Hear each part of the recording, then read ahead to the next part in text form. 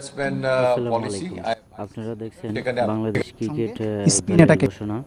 বিশ্বকাপ বিশ্বকাপে কারা কারা দলে আছে তাদের নাম ঘোষণা করছে। তো ইতিমধ্যে আপনারা জানছেন যে কারা কারা আছে। যেহেতু নাম ঘোষণা বলা হয়েছে, তো আমার আমজনতার কথা হলো যে অভিজ্ঞ প্লেয়ার এই বিশ্বকাপে দুইজনই খেলবে। তাছাড়া অন্য যারা আছে সবাই নতুন প্লেয়ার। কেন? যারা যারা ফর্মে আছে তারা কি খেলতে পারে না?